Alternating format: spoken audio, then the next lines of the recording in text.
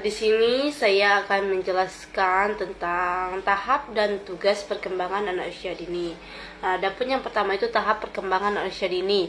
Jadi anak usia dini itu adalah perkembangan anak usia dini itu sebenarnya dimulai sejak pranatal usia dini, merupakan usia yang sangat penting bagi perkembangan anak sehingga disebut dengan golden age. Nah, pada saat itu perkembangan otak anak itu sebagai pusat kecerdasan yang terjadi itu sangat pesat. Jadi setelah lahir itu sel-sel otak anak itu mengalami melinasi dan membentuk jalinan yang kompleks. Jadi sehingga nantinya anak itu bisa berpikir logis dan rasional. Selain otak, organ sensori seperti pendengaran, penglihatan, penciuman, pengecapan, perabaan, dan organ keseimbangan juga berkembang sangat pesat. Menurut Gardner, berdasarkan keunikan dalam pertumbuhan dan perkembangannya, anak usia dini terbagi dalam 4 tahap, yaitu yang pertama masa anak bayi yang baru lahir sampai dengan 12 bulan, dan masa balita itu anak usia 1 sampai dengan 3 tahun. Ada juga masa prasekolah anak usia 3 sampai 6 tahun. Dan yang terakhir itu masa kelas awal, yaitu 6 sampai dengan 8 tahun. Dan yang kedua itu ada pendidikan karakter anak usia dini. Jadi pendidikan karakter anak usia dini itu memiliki sikap yang spontan baik dalam melakukan aktivitas maupun saat berinteraksi dengan orang lain. Anak itu tidak bisa membedakan apakah perilaku yang ditunjukkannya itu dapat diterima oleh orang lain atau tidak dapat diterima. Jika orang dewasa seperti orang tua atau gurunya itu belum menyampaikan atau memberitahu kepada anak secara langsung tentang perilaku yang diharapkan masyarakat. Nah, jadi guru dan orang tua itu harus memberikan contoh kepada anak tentang sikap-sikap yang baik dan membiasakan anak untuk bersikap baik dalam kehidupan sehari-hari dimanapun anak itu berada. Nah, jadi pendidikan karakter itu adalah suatu sistem penanaman nilai-nilai perilaku kepada anak-anak sekolah yang meliputi komponen pengetahuan, kesadaran atau kemauan, dan tindakan untuk melaksanakan nilai-nilai tersebut. Nah, jadi baik pada Tuhan Yang Maha Esa, dirinya sendiri, sesama, lingkungan maupun kebangsaan, sehingga menjadikan manusia yang paripurna. Nah, jadi pendidikan karakter anak usia dini itu dikelompokkan menjadi 5 nilai utama. Yang pertama itu ada nilai karakter dalam hubungannya dengan Tuhannya, yaitu seperti pikirannya, perkataan, tindakan. Seseorang itu diupayakan selalu berdasarkan pada nilai-nilai ketuhanan atau ajaran agama. Nah, jadi yang keduanya itu nilai karakter dalam hubungannya dengan diri sendiri, seperti jujur, bertanggung jawab, bergaya hidup sehat, disiplin, kerja keras, percaya diri, berjiwa wirausahanya, berpikir logis dan mandiri. Nah, jadi yang ketiganya itu ada nilai karakter dengan hubungannya dengan sesama, yaitu sadar akan hak dan kewajiban diri dan orang lain. Nah, jadi mematuhi aturan-aturan sosial maupun berempati dan simpati kepada orang lain. Nah, yang keempatnya itu ada nilai karakter hubungan dengan lingkungan.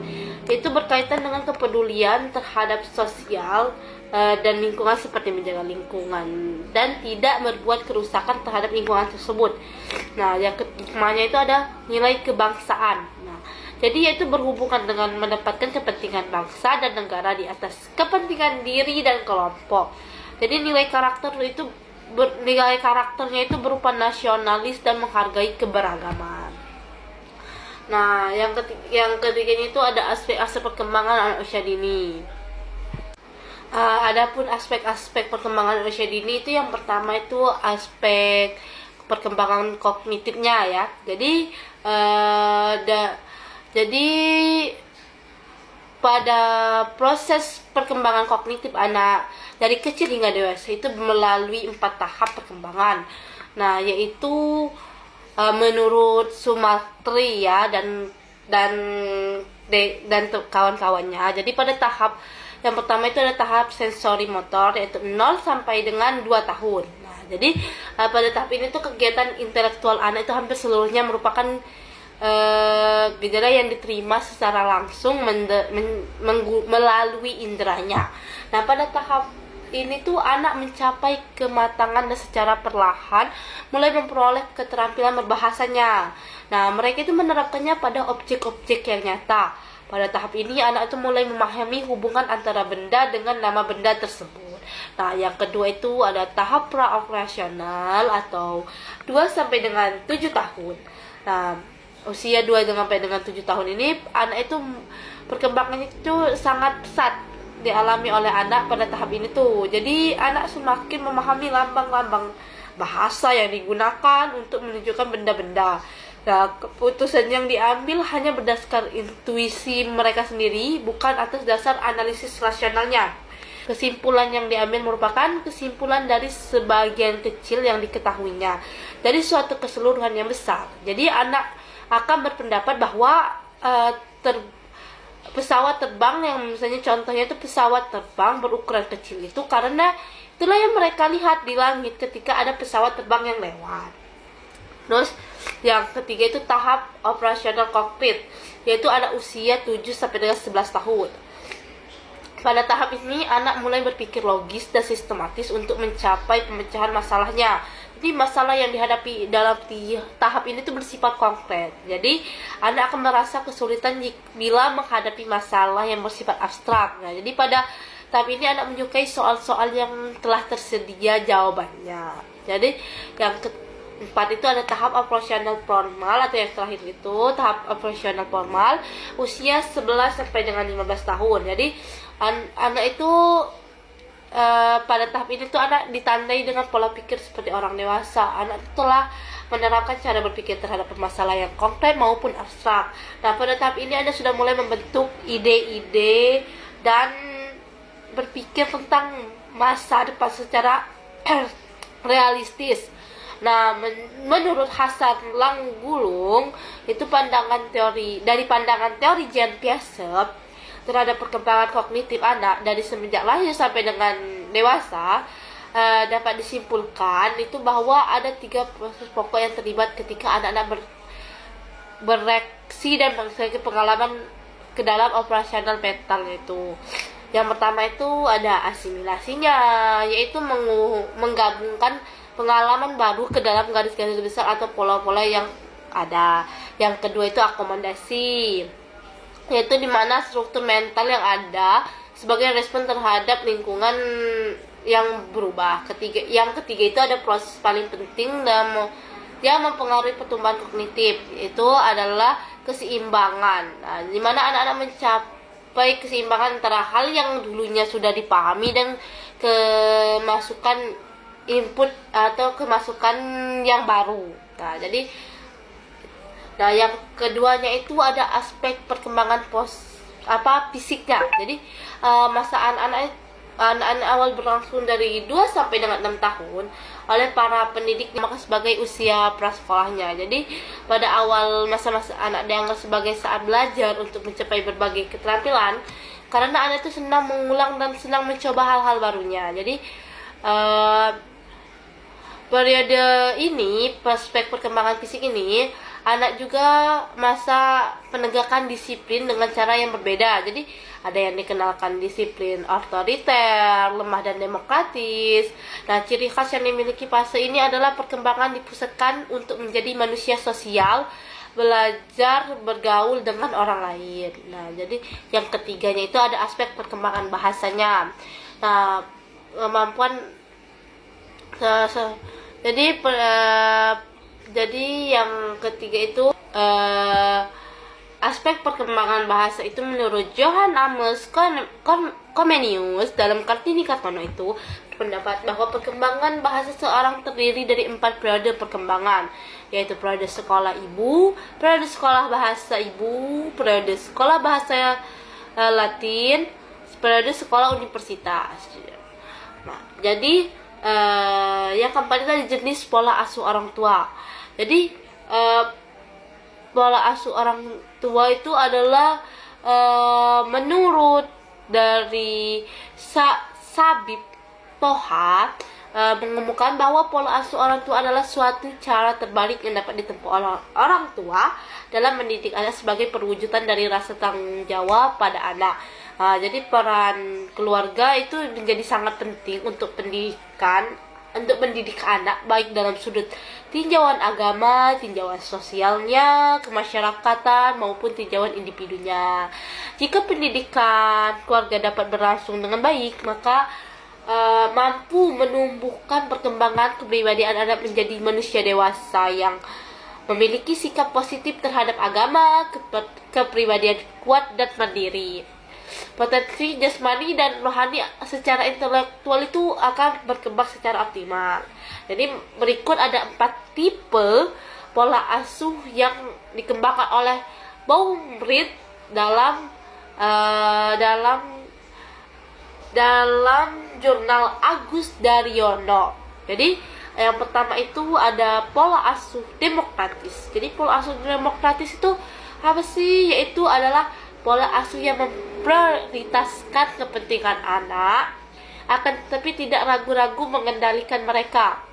Jadi orang tua itu dengan pola asuh ini bersikap rasional, selalu mendasari tindakannya pada rasio atau pemikiran-pemikiran.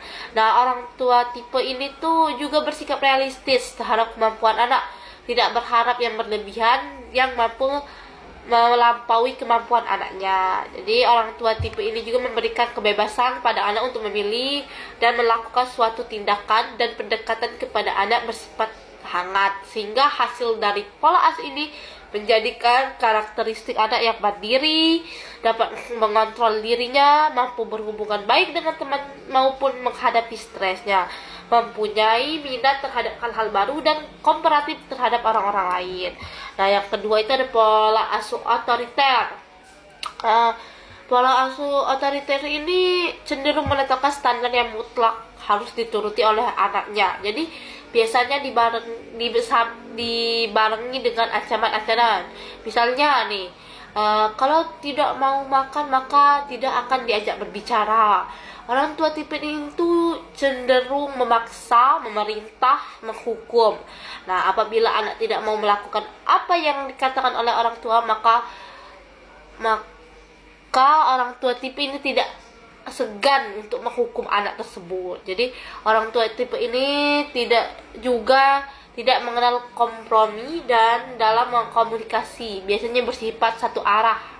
Jadi orang tua tipe ini tuh tidak memerlukan umpan balik dari anaknya untuk mengenai anaknya sendiri.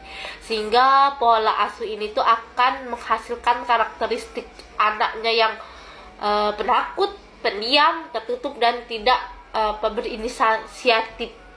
Dan anak itu akan gemar menentang. Anak itu akan gemar menentang, suka melanggar norma, kepribadian mereka akan lemah, cemas dan menarik diri, pemalu dan tidak percaya diri untuk mencoba hal yang barunya. Yang ketiga itu ada pola asuh permisif, ya. Jadi pola asuh ini tuh meyakini bahwa segala aturan dan ketetapan keluarga di tangan anaknya sendiri. Jadi pola asuh permisif ini atau pemanjaan, biasanya orang tua memberikan pengawasan yang sangat longgar, memberikan kesempatan pada anaknya untuk melakukan sesuatu tanpa pengawasan yang cukup darinya. Mereka cenderung tidak menegur atau memperingatkan anak apabila anak sedang dalam bahaya, dan sangat sedikit bimbingan yang diberikan oleh orang mereka. Namun orang tua tipe ini tuh biasanya bersifat hangat sehingga seringkali disukai oleh anak. Sehingga pola asuh permisif ini akan menghasilkan karakter anak yang impulsif, agresif, tidak patuh, manja, kurang mandiri, mau menang sendiri, kurang percaya diri dan kurang matang secara sosialnya. Nah, yang terakhir itu ada pola asuh penelantar. Jadi orang tua tipe ini tuh pada umumnya memberikan waktu dan biaya yang sangat minim pada anak-anaknya. Waktu mereka banyak digunakan untuk keperluan pribadi mereka, seperti bekerja, dan juga kadang-kala biaya pun dihemat-hemat untuk anak mereka. Termasuk dalam tipe ini adalah perilaku pelantaran secara fisik dan psikis pada ibu yang depresi. Ibu yang depresi pada umumnya itu tidak mampu memberikan perhatian fisik maupun psikis pada anak-anaknya. Pola asuh penelantar akan menghasilkan karakteristik anak yang kemudian terus impulsif, agresif, kurang bertanggung jawab, tidak mau mengalah, self esteem atau harga diri yang rendah, sering bolos dan bermasalah dengan temannya. Jadi dari beberapa pola asuh yang telah dijelaskan di atas dapat kita simpulkan bahwa setiap pola asuh tersebut pasti memiliki sisi positif dan sisi negatifnya. Ibarat uang koin, maka dari sisi dua mata uang tersebut memiliki makna tersendirinya. Maka dari keempat model pengasuhan di atas, pola asuh demokratislah yang paling baik. Karena pola asuh ini mendatangkan anak dan orang tua sejajar. Sekian dari saya.